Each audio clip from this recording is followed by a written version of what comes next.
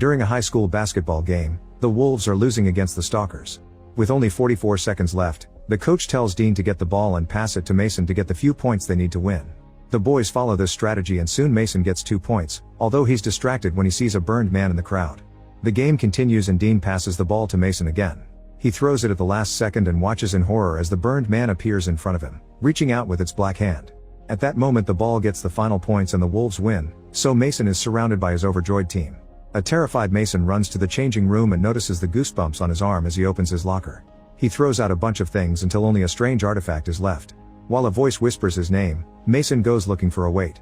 At that moment the burned man enters the room and Mason begs for more time before throwing the weight on the artifact, smashing it into pieces. Then he looks at the door and is relieved to see his teammates coming in. Later in the shower, Mason hears a noise and looks down to discover black smoke under his feet. When he turns around, the burned man grabs him by the neck and inserts a hand down his throat to set Mason on fire. When his teammates hear the screaming, they rush to the shower and find Mason burning to death. 6 months later, Chris moves to her cousin's house. She's doing some sketching on the windowsill when she suddenly zones out, staring at the ground with dark thoughts almost sneaking in. Thankfully she's snapped out of it by her cousin Rel, who offers to help her unpack. At school, Rel shows Chris around and she shares a look with a girl named Ellie. Chris is assigned a locker that says horse, so Rel explains that it used to be Mason's nickname. Suddenly Dean and his teammates surround Chris, saying she shouldn't use that locker out of respect. His girlfriend Grace cuts in to point out that this school is very old, so all the lockers belong to dead people. While Rel fails to flirt with Grace, Dean realizes that Chris is the new girl and says he hears rumors she got out of rehab after killing her dad. He's interrupted by Ellie, who calls him out for his cruelty. Dean keeps on mocking Chris, who kicks him in the groin. Mr. Craven decides to give Chris, Dean, Grace, and Rel detention for causing a disturbance in the hallway. When Ellie tries to defend Chris, she gets detention as well. Then Ellie tries to befriend Chris, who tells her she doesn't need her help. After Ellie walks away, Chris opens the locker and finds it full of Mason's things, including the mysterious artifact. Hearing some whispers, Chris decides to open it and finds a strange whistle. When she's about to blow it, the bell rings and she leaves for class. In the afternoon, Chris shows up late for detention. When she puts down her bag on the desk, the artifact and the whistle roll out. Dean thinks it's a pipe and tells Craven, who takes a closer look at the whistle. He says it's some sort of musical instrument and identifies the text carved on its base as Mayan. Craven reads the symbols and Grace writes them on a translation website to reveal they mean summon the dead. Interested in finding out the historical value, Craven announces he's keeping the whistle, pointing out that Chris found it in a school property locker. He also lets all the teens leave early, but they have to write an essay on ancient Mesoamerica to compensate. After the kids leave, Craven searches for antiques online and confirms they're very expensive. He's about to sell the whistle when he hears whispers of his name convincing him to blow it. Craven does exactly that and the window cracks. The act leaves him too upset, so he puts down the whistle and confirms the sale on the website before leaving the classroom. Outside, Grace invites everyone to a meetup later. After the others leave, Rel tells Chris that what happened to her father wasn't her fault, but she doesn't want to talk about it. At that moment Rel realizes he forgot something and rushes back to the classroom. He finds Craven's laptop still open with the website displaying the antique prices, which gives him an idea. Meanwhile Chris is approached by Noah, who introduces himself as a youth pastor.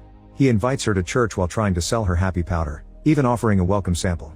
At that moment Rel comes back and tries to push Noah away from his cousin, but Noah easily overpowers him and throws him on top of a car before pulling out a knife. After talking about God and telling Chris he'll always be there if she needs him, he leaves. Rel explains that Noah sells illegal substances to the kids who go to his church and a year ago, a child died from an overdose. In the evening, Craven discovers that the artifact is empty.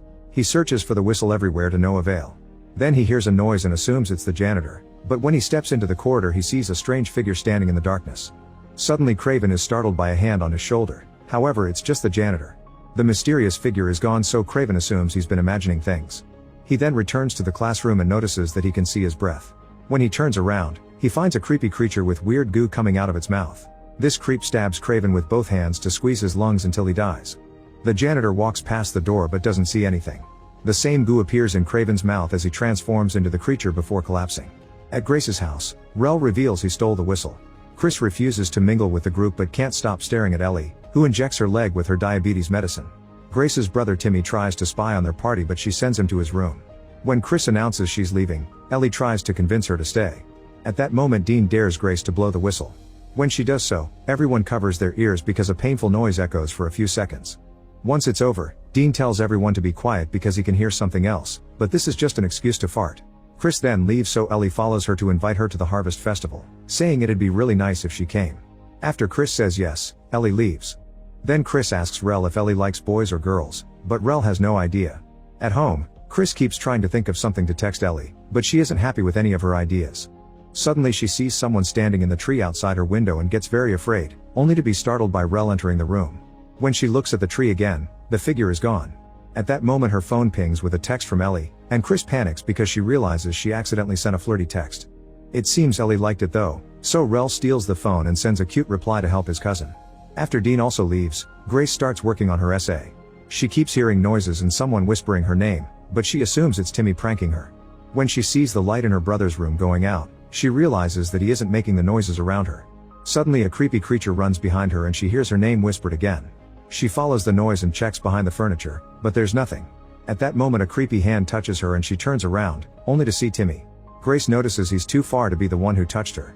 The next morning, the principal gathers the students for an assembly and informs them of Craven's death, saying it was lung cancer.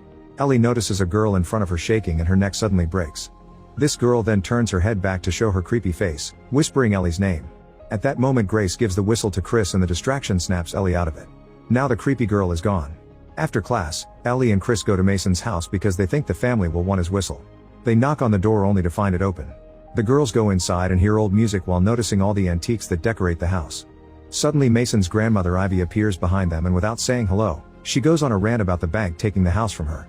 She explains she traveled all over the world to collect her antiques and studied how different cultures interact with death. On a table, there are lots of medicine bottles. When Chris tries to give her the whistle and says she found it in Mason's locker, Ivy replies that actually it found her like it found Mason and herself. Many years ago, Ivy got the whistle in a back alley in Guatemala. Since then, it's killed her daughter, her son-in-law, and her grandson. The exact translation of the markings is summon your death. When a person is born, so is their death, and everyone's death comes at their appointed time. However, if someone hears the whistle, their death comes early and puts their bodies in the state of their originally planned death. Ivy gives the whistle back to Chris, saying she should have never taken it. In the evening the girls enter the hospital's record room. Ellie admits Mason's death was strange because he burned down in a shower and yet they blamed it on a gas leak. They check his file and learn that he was identified by his teeth because his body was extremely burned. At that moment someone enters the room, so the girls have to hide behind the cabinets. Mason's papers fall and Chris manages to retrieve one of them. She reads that the body's bone structure suggests he was in his late 40s, which matches the whistle lore Ivy shared. This means Mason was destined to die in his 40s from a gas leak and Craven was supposed to get cancer later.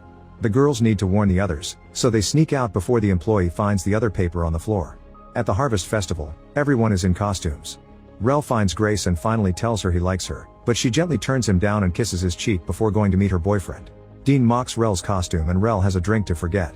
When Ellie and Chris arrive, Noah tries to bother them and calls them a slur, so Ellie kicks him in the groin. Noah pulls out his knife but Chris steps on his hand to steal it.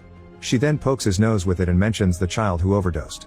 Noah claims he doesn't know anything, so Chris cuts his nose before getting rid of the knife. Meanwhile Dean and Grace split in the haunted maze, where they keep getting startled by employees in costumes. Dean finds a wheel and spins it to get a result that says you decide your fate. In one of the many corridors, Grace is shocked to find an old woman surrounded by an ethereal light. When she calls her name, Grace walks away only to find the old woman again. She immediately runs and calls Dean for help, but he thinks she's being silly about disguised employees. Suddenly the old woman startles Grace and causes her to fall, dropping her phone in the process. Then Grace picks up a shovel as the woman raises her arm to point behind her, so Grace turns around and finds her again. She screams as she hits her with a shovel, which causes her to collapse as well. When Grace recovers, she touches her bleeding forehead and realizes she has the same shovel injury as the creature. Then the old woman smiles and stands up by twisting her body. She starts chasing Grace, who runs as fast as possible. Dean worries because she doesn't answer the phone and goes looking for her. Grace panics when she stumbles into a dead end, but luckily she finds a hidden tunnel in the wall. She starts crawling through it, but the old woman soon follows her and grabs her ankle to stab Grace's thigh with her creepy finger. Next she inserts her hand into Grace's throat, causing her body to start changing. After some struggle, Grace breaks free and keeps moving until she reaches the center of the maze. Unfortunately, the old woman appears on the light pole and kisses Grace to finish the transformation. Before dying, Grace manages to pull a handle to ring the bell on the pole. By the time Dean arrives, Grace is nothing but a wrinkly old body. In the meantime, Ellie and Chris find Rel winning a bear for Grace and he tells them that the others are in the maze, so they head there together. They also hear the bell and rush to reunite with Dean. Afterward in the school gym, Dean refuses to accept that the body was Grace's. The girls share what Ivy told her and they both admit they felt death approaching. Dean is still in denial, so Rel calls him out for daring Grace to blow the whistle and blames him for her death. An angry Dean pushes him down and mocks him for his crush, causing Rel to run away. Moments later, a very drunk Dean enters his bedroom through the window. When he looks in the mirror, he's shocked to see a man with severe bleeding injuries. He steps back and accidentally breaks his lamp, so he rushes to turn on the main light instead, only for the man to disappear. Then his parents knock on the door, so Dean pretends he was just having a nightmare. His father scolds him for drinking and driving, saying it'll kill him someday. Meanwhile at Chris' house, she tells Ellie that a year ago she overdosed. Her dad took her to the hospital in his car, but unfortunately a truck hit them on the way and killed her dad. Sometimes she thinks it should have been her. Ellie comforts her before kissing her, and the girls end up doing the naughty. On the roof, Rel sits under the rain thinking about Grace. Suddenly he sees blood on his hands and the teddy bear, followed by a body inside an industrial grinder. However, this is all his imagination. The next day Rel and the girls visit Ivy, who is sick in bed. She explains that to stop the curse, they must transfer their death to someone else by marking them with their blood. When Chris looks in the mirror, she sees her death behind her with a needle in her arm. As her death disappears, Ivy dies in bed. Afterward the trio discusses what to do. Rel wants to pass his death, but Ellie sees it as murder and is against it. They argue about it and Rel ends up leaving alone. At home, Dean sees the news of Grace's death and turns off the TV, still in denial. Suddenly his door opens a little and a creepy hand peeks into the room. Dean throws a chair at the door, getting his parents' attention. He rushes to close the door to keep them out and pushes some furniture to block it. Then the hangers in his closet move and Dean's death comes out to grab his head, putting his body through the motions of a car crash. All the injuries start appearing in his body, breaking his bones and damaging his organs. By the time his parents manage to burst into the room, they find the dead body collapsing on the ground. Meanwhile Chris and Ellie look for Rel in his room, but he isn't around. They find pictures of him at the steel mill where he works and a comic of an anti-hero killing a bad guy, which may be a clue. Outside the church, Rel watches Noah say goodbye to the children. Once everyone is gone, Rel goes inside with a gun and shoots a vase to prove to Noah that he's serious. Suddenly the church bell rings and Rel is distracted, so Noah jumps on him to try to disarm him. They fight until Rel collapses and Noah gets the gun, but when he tries to shoot it doesn't work. Rel hits Noah with a tray to knock him out. Later Noah wakes up to find himself tied to a chair in the steel mill. Rel takes the illegal substances from his pocket and forces him to swallow them all. Then Rel gets some blood from his own hand and pulls out the whistle, which gives his arm goosebumps. When Rel is about to mark Noah, the girls arrive to stop him, but he keeps them back by pointing the gun at them. Noah starts begging for mercy and combined with the girls' pleas, it makes Rel pull his arm back. Rel says that everyone has to die once, which gives Chris an idea. At that moment Rel starts hearing his death and his injured arm is pulled by an invisible force, making him drop the gun. The girls grab him to try to save him, but it's too late, his body starts to disintegrate because he was supposed to die in the grinder. When only half his body is left, it explodes.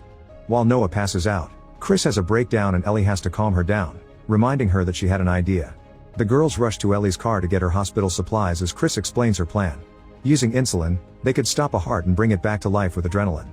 This would count as dying and drive their deaths away. They bring the supplies into the building, where Chris sees her death waiting. Using stuff from the mill, they set up everything and lock the door. Chris wants to save Ellie first, however Ellie surprises her by injecting insulin into her arm, making her realize that her death is depicting this exact moment. Chris' body falls into a tub of freezing water and Ellie keeps it there until the heart stops. As she dies, Chris apologizes to her family. Then Ellie pulls Chris out and injects her with adrenaline before she starts using the defibrillator. Chris almost wakes up, but her death appears in her subconscious and keeps her dead. A desperate Ellie begins to do CPR, but death is keeping a tight grip on Chris. At that moment Noah wakes up and manages to escape the chair. After grabbing the gun, he starts hitting the door with a mace. Then Ellie's death also appears, confirming it was the girl she saw during the assembly. Noah opens a hole in the door and inserts his arm to open fire, destroying the defibrillator and hurting Ellie. This doesn't stop her from repeating Chris' name, which gives her enough strength to finally push death away. Chris wakes up and finds Ellie having a seizure on the floor while her death watches. At that moment Noah comes inside and says God has a job for everyone. He touches Ellie's blood, causing her death to disappear. Then his own death appears and he opens fire, but every bullet hurts his body too. He collapses and his death soon reaches him to kill him. Chris embraces Ellie while it's revealed that a bullet has destroyed the whistle. 3 months later, Chris thinks she sees her death sometimes, but she learns to live happily thanks to her relationship with Ellie. Meanwhile another girl finds the artifact in her locker. During assembly, the girl pulls out the whistle and blows it. Make sure to subscribe and turn on notifications so you can watch more videos like this. Thanks for watching.